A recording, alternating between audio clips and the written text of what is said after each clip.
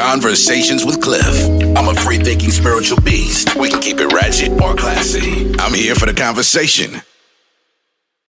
Especially when it just came out of nowhere. Like I know you can act, When I watched the show, man, I'm telling you, I was on the edge of my seat. Like, what are they gonna come with next? Like, this is amazing. The chemistry between all y'all was amazing.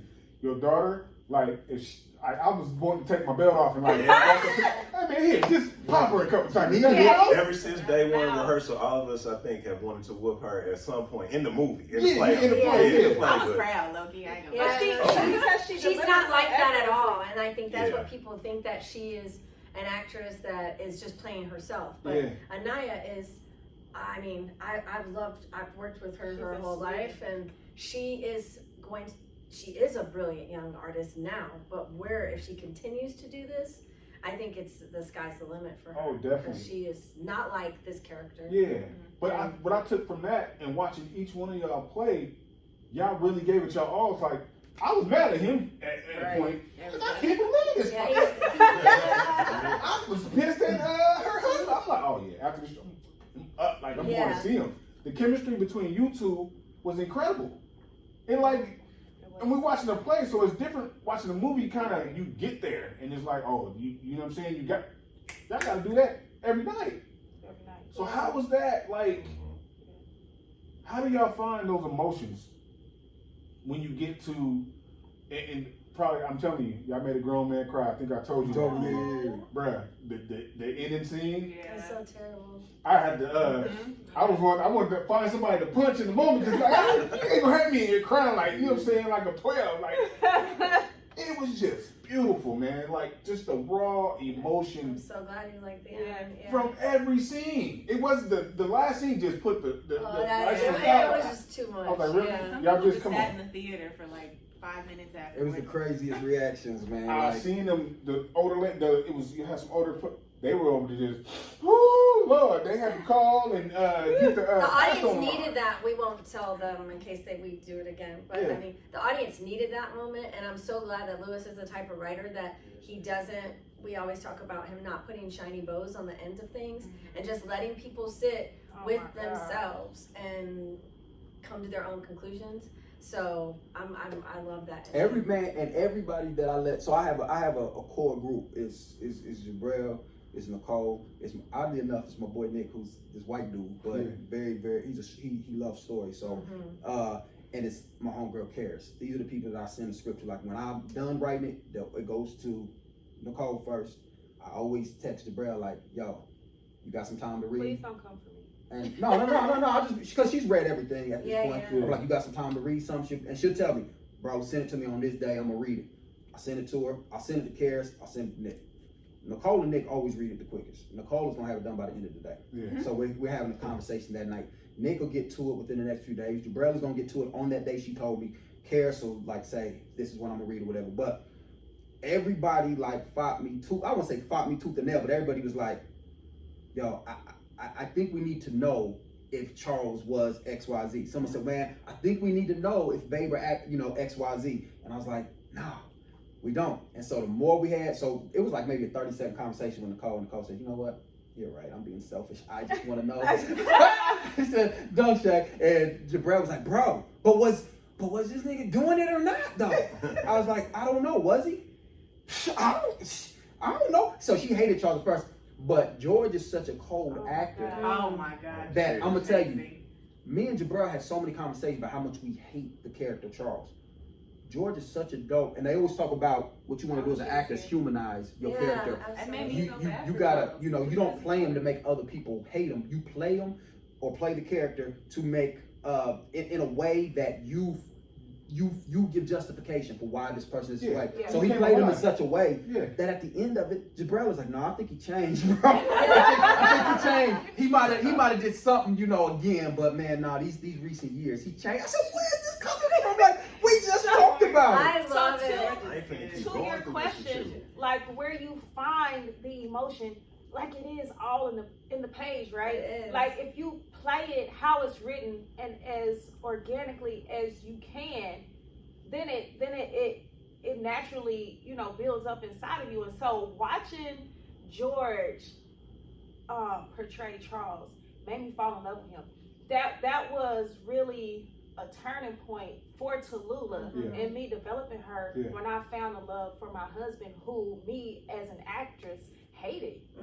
But I fell in love with Charles through George, and I'm just like, man, it's my dude. Like, I can see how she's here today with this man still, even though, you know, she still has some issues within their marriage and with him and their history and all of that stuff, but I found a love for him, and it really did help me ground my character. George, I'm gonna tell you, man.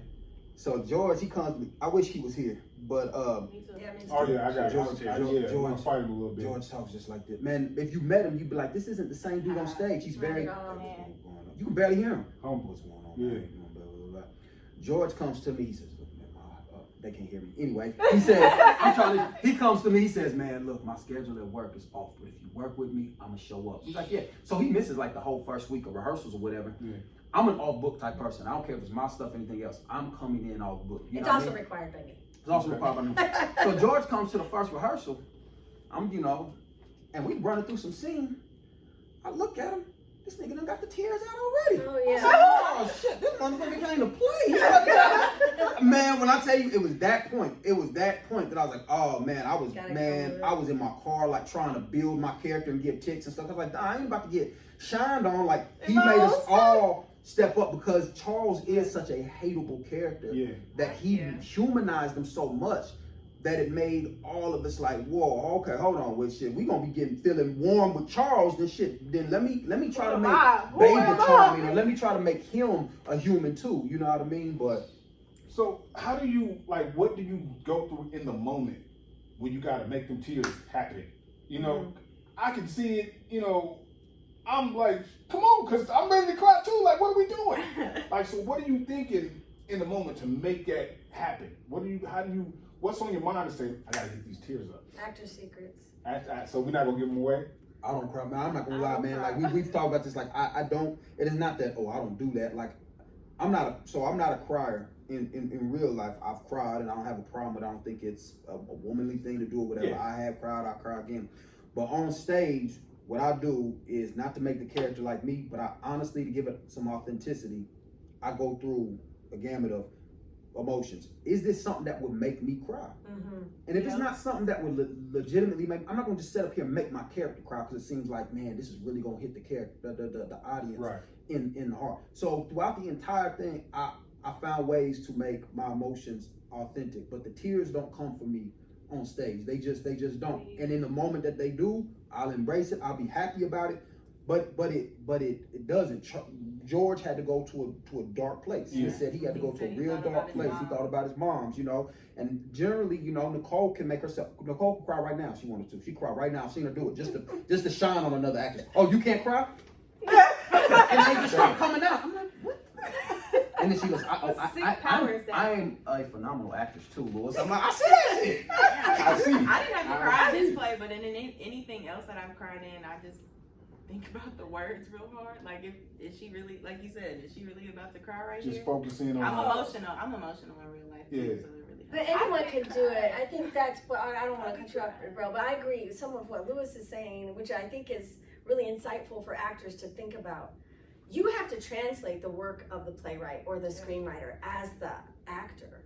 And if you can find the emotional match and sell that to your director, they're going to believe you, but it has to be believable. So if he would cry as Baybra, and we're like, oh, this betrays who Baybra is. The way he ended up playing Baybra, he suppressed all his tears until the final moment, which was heartbreaking for the audience. He could have boohooed, but I think the choice is up to the actor.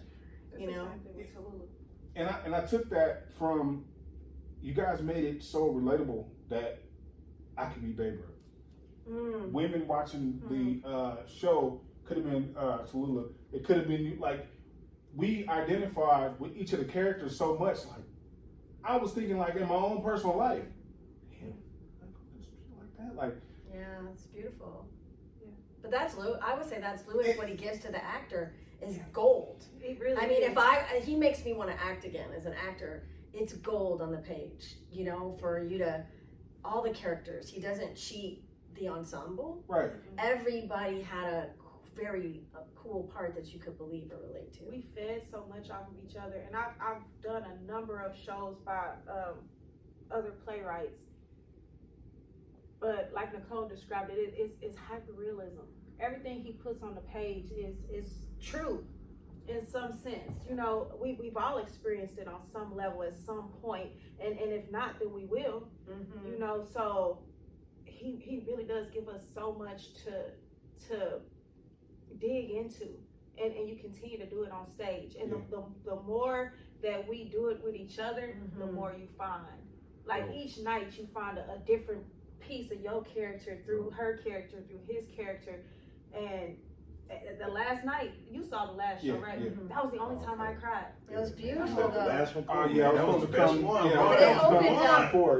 But It opened up a freedom for you as an actor. And one thing I would say about Lewis's work, and I have compared his work to August Wilson, and I will, because we have an ensemble of actors who have played Lewis's work a lot, we start to understand there's a language to his work, and there's kind of an emotional coloring he puts in the lines, but there's also gifts for other characters and the other characters' lines. Nicole with So- the gems. So if you don't mind the whole play, like if you play Lewis's work by playing your character, you'll miss out on vital gems that he kind of plants for you and other characters. And it almost makes it very impossible for the actor to play a Morrow play without being in the whole story. And so that's what makes it so cool for an actor and for a director, because you're like, you can't focus on one character. Right. Like you can't focus on Baybra, you can't focus on Vince or Vanessa. You have to focus on the whole story and not let, you know, the end play at the top. Because if you realize, like Tallulah, she never tells her own story. Everybody else tells her story and what happened. She never speaks on it, you know. And so for me, I had to listen to the conversations that everybody else was having when she wasn't in the scene, just to figure out what the hell was going on. Yeah, and I picked up on the layers coming from each and every individual telling the story of the other person, in which it made it beautiful in the sense of you ain't got to say nothing. You don't even have to come out here and say, I've been through X, Y, and Z. I got pieces from you. The relationship showed over here, and then that you was trying to pull from him at the same time. I was like, this dude is so incredible. cold, man. It's just genius. How y'all brought it to life was just genius. Something that and thank you, I agree wholeheartedly. I don't want to cut any of the beats off of that. It was absolutely genius, Lewis Morrow. I always like it too. And then I step in, I'm gonna take a little OG credit to the side. This is my bro. We go back to high school, summer academy. We done won state championships together. You know what I'm saying? I watch him grow and develop, and I just hope I always get a spot. You know what I'm saying? But anyway, to the point we were kind of into, the fun part about being in this group and having the chemistry is that every night you get to also discover where the character is. Like, there have been nights when I've had that conversation with Tallulah, and it was different. Like, every day it became like, by the last night she was tired of my shit. You know what I'm saying? Like, if the first time she was kind of asking me, by the last night she was telling me. And that drove me to a different, that made me more present to energy that was created, you know what I'm saying, through the scripting and the acting, but it was real. Right. It's like tonight, I don't actually have time to not answer her when she asks me for an answer. In fact, now she's on my nerves a little bit. You know what I'm saying? Now it's actually a brother, sister, like, hey, you know, and it's something that becomes more available through the runs, you know?